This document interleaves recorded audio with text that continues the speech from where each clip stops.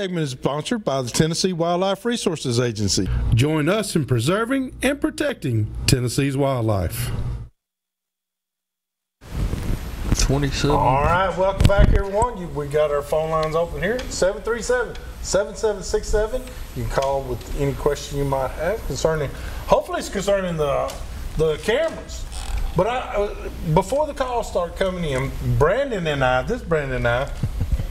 what is a recipe, Jim, that you and Brandon like to use maybe to get the like when somebody's trying to figure out what they got on their property? You know, they're not real sure. They get to go on the weekends. During the week, they're busy working all the time, but they know there's something got to be going on. What's some ideas that you think helps a person get more knowledge about what his place has? I like to cover an area with trail cameras and, scout the area, find trails connecting. Fields are a good place to start. Dump out your mineral sites. I personally use Deer 30 mineral. It works great. I think you can get it about any co-op as well. Yep. The deer will just tear it up, dig holes in the ground. You can get 1,000 to 1,500 trail cam pictures a week a lot of times off a mineral site this time of year, all the way to mid-September. And you can feed during the summer because deer season's not in, so that's a good way to pull a deer in as well and get a good inventory of what you got going into the season. Now, when you said we're trails, I mean, do you like where they cross, like bedding areas to food and soybean fields, corn fields, all that's coming on real hot and heavy right now? Well, what I'd like to do is depends on the property, find the food source, find the bedding area, find the trails connecting them, and then try to use the geography of the area to narrow down a path going to that to where you can slip in and out, or put a cellular trail camera in that spot and know when the deer are coming in and out, and then you just slide right in when the time's right. Now, Jim, we always hear, regardless what you're hunting anymore, hunt funnels. Funnels direct the deer to where you want to go, or direct turkeys, whatever, it directs them all.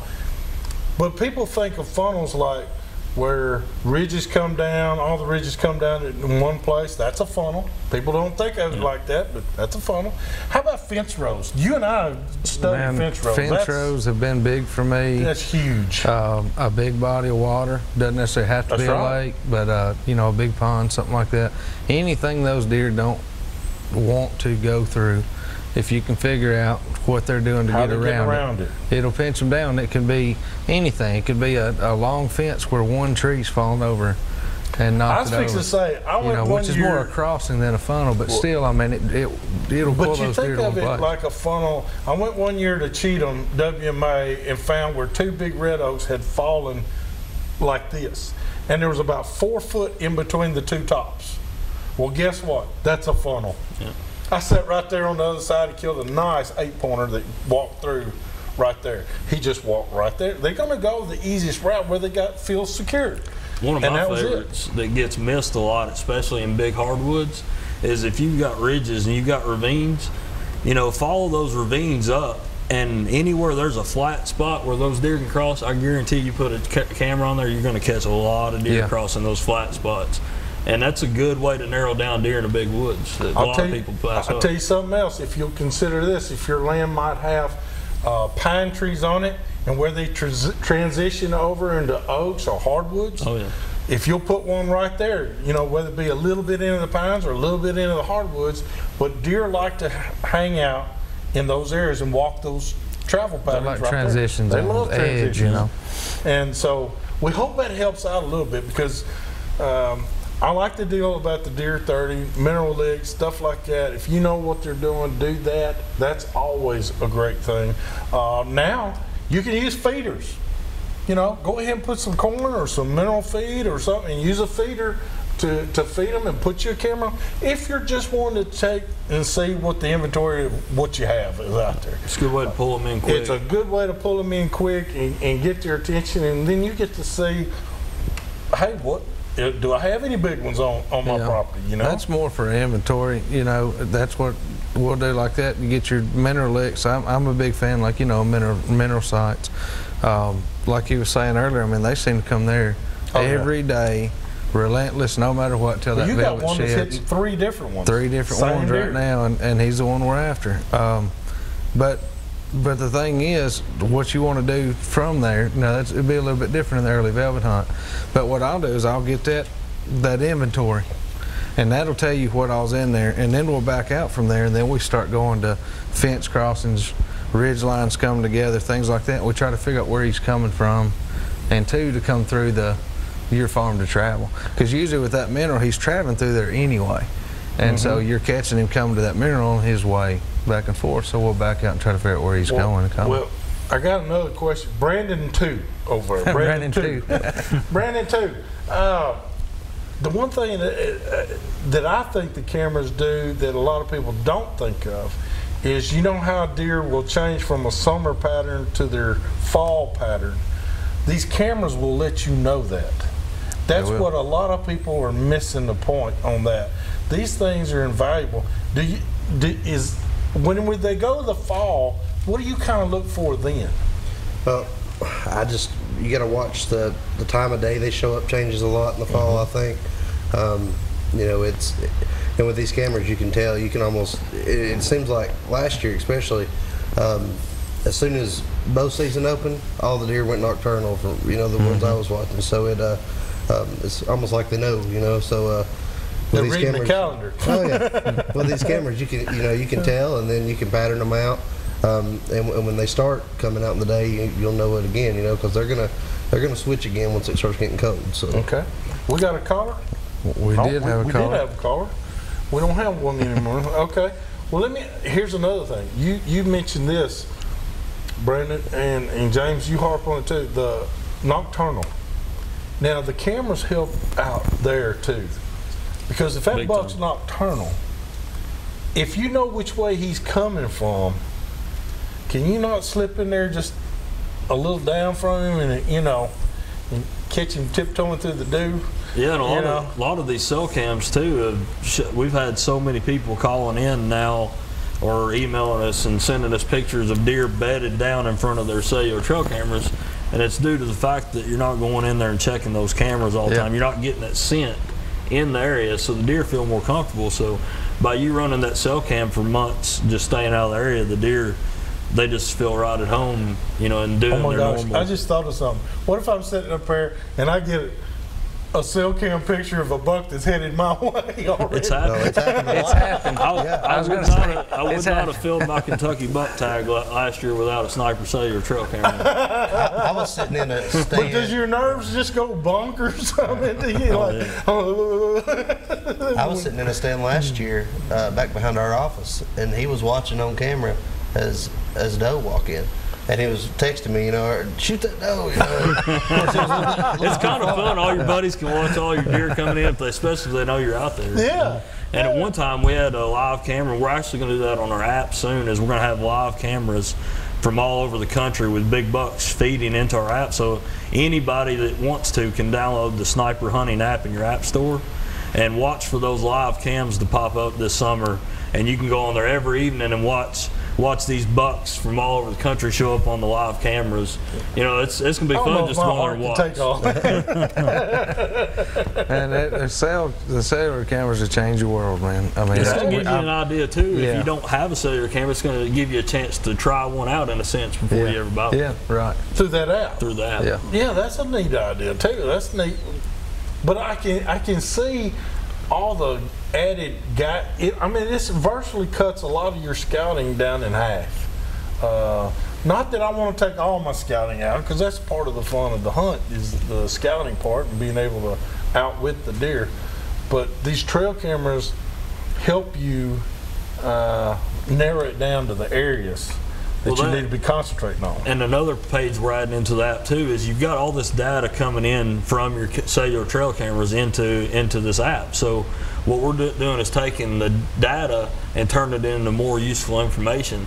So such as feeding times, major times, movement times. We're going even as far as to put a previous 30-day calendar page on there that's not going to show the date, but it's going to show your picture count each day. So if you have, at a glance, you can look at a 30-day calendar and say, okay, on this day I had extremely high picture count. Why is that? Click on the day. It's going to pull up the calendar date and all the weather data for that day. That's awesome. Another example, if you have an extremely low count picture day, you can click on it. It's going to pull in all that information that you've already gathered. Happened that day. Yeah, and then you're going to be able to use that for future planning to know when it's going to be best to get back in there. Well, I want to tell you something, ladies and gentlemen. If you fish, you've used a fish locator. Yeah. You probably. This is no more than a deer locator. It really is. I'm telling you. We got a quick call we can grab here. Larry, how can we help you tonight? Yes, I was wanting to know about a deer hunting. I wanted to deer hunt with a 223, and I was wondering if it was all right to deer hunt with one, and you get a clean kill on one, or should I go to a bigger caliber? 223 is legal. Go with the caliber that you can shoot the most accurately and that you feel the best with. 223, a lot of people bad talk it. My 6-year-old little girl used one last year to shoot a deer. He didn't make it 60 yards. And it is legal. It is a centerfire. It is legal here. It is a centerfire rifle. I do suggest getting a good soft point bullet to use. I mean, that's my personal, somebody might tell you different. I like a soft point bullet. It just tends to expand a little bit better and actually gets a pass through usually from what we've seen. But yes, if you're most comfortable with one, then by all means, that's what I would use. And I'll add to that, the hollow points are good. The ones that they're making for coyotes now, with the hollow points, they're an awesome round. They mushroom just as soon as contact. The thing that I would not use is the FMJs. Right. Well, you can't. That's not legal. That's anyway. not legal. So, but it is a centerfire. But people don't understand that is illegal to use. Yeah, you can't use the FMJ. You can't use them. So. Well, I was going to use the Remington 62 grain bullet. That's perfect. The max grade, and I was just wondering about using that. And you can. And where would you put the bullet? Would you go right for the heart, or would you go the neck, or what for a clean kill? I mean, I depends don't on want who you ask. I'm what they call a big middle guy. I'm shooting for the lungs every time. I don't care if I'm shooting a buffalo rifle or an arrow. Take away his breath, and you take them lungs out, he's not going to go far. Oh, okay. Then. That's your biggest target. But if you'd asked my daddy a few years ago, he'd have said, shoot the brain, the body dies. Yeah, that's right. Thank you for calling. All right. All right, then. Thank you. Thank you. Who do we have? We have Amy. Yes. How can we help you tonight? I was wondering how who I get in touch with For what? for the charters. For the charters, where in Louisiana, is that what you're talking about? Yeah. You'll want to contact Full Deck Charters, and his name is Robert Brandt, and they are on Facebook. It's Full Deck Charters, and we'll have a lot more information for them here soon also. And you can go to our Facebook page if you'd like, and I've got some information for them on our page as well. If you want to go there and tell them that we sent you that direction, they'll take good care of you. All right, I appreciate it. Thank you. Have Amy. a good night. All right, you're welcome. Bye-bye. All right, we've got to go and do our tip of the week. This week's Tip of the Week is being sponsored by Davison Farmers Co-op. You can go see them down here at the Nashville store, just right there on Dickerson Pike, about a mile off Bradley Parkway, or give them a call, 615-860-4774. Here's our tip. Jim, you're going to help me on this one. I asked it earlier. When you're setting these cameras out, do you go in scent free? I mean, do you spray down and all that? Boots, the rubber boots, the gloves and everything. Are you trying to make it scent free area? I used to do that a lot more than I do now, just basically because I don't have the time to do it. But yeah, in an answer, yes. That's the best case scenario. If you have time, you're going to do it. That's the best case scenario. If you can go in there and get back out without leaving any trace of you ever being there, then you've done the best job you can do. Well, I know a couple of guys that hunt and use the cameras. They like to go right before it rains. That's because the rain's good time. going The to rain wash the washes scent away. all the scent away, so they don't care if they're wearing tennis shoes. Or go during the rain. Even during the rain's a good time. But they'll go out there, set it up, and then the rain comes shortly thereafter, washes all the scent away. So that's our tip: is if you want to get more camera pictures, take as much of you out of the place as possible. That's right. All right. Hey, we got to take another break. Visit some of our fine sponsors. We'll be right back. We got Tom Courtney in the house, and it is so good. It smells good over here, don't it? It may not make it till we come back. Hurry back.